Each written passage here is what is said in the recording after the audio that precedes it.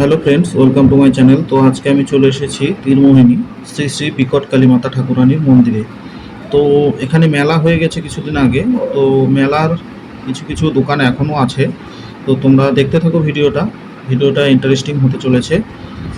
তো চলো দেখা যাক ভিডিওটা। তো এটা মায়ের মন্দির। তো এখানে মা খুব সুন্দরভাবে সাজানো ছিল। যেদিন পুজো হয় সেদিন আমি এসেছিলাম আর মেলাতে ঘুরেছিলাম। তো খুব সুন্দর একটা মন্দির, তোমরা এসে অবশ্যই ভিজিট করতে পারো এই মন্দিরটাকে।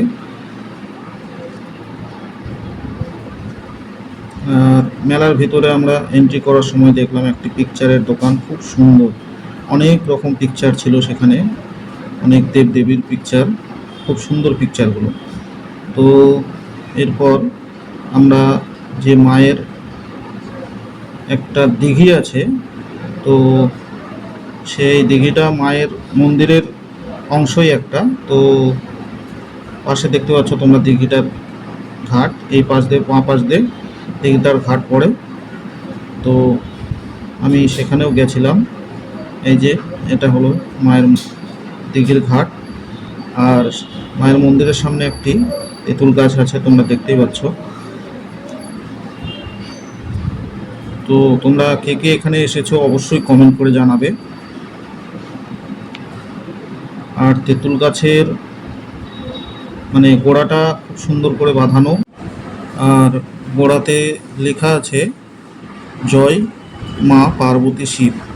তোমরা দেখতেই পাচ্ছ, এটা খুব একটা সুন্দর, এখানে লাইট হিসেবে ব্যবহার করা হয়েছে এই লেখাটাকে।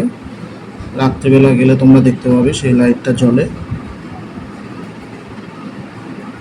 তো ভিডিওটা ভালো লেগে থাকলে অবশ্যই সাবস্ক্রাইব ও ফলো করবে। যারা যারা ইউটিউব থেকে দেখছো তারা সাবস্ক্রাইব করবে, আর যারা যারা ফেসবুক থেকে দেখছো অবশ্যই ফলো করে রাখবে।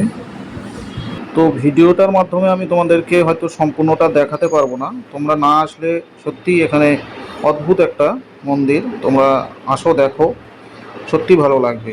না আসলে সেটা তোমরা অনুভব করতে পারবে না। থ্যাংক ইউ ফর ওয়াচিং, দেখা হবে নেক্সট ভিডিওতে।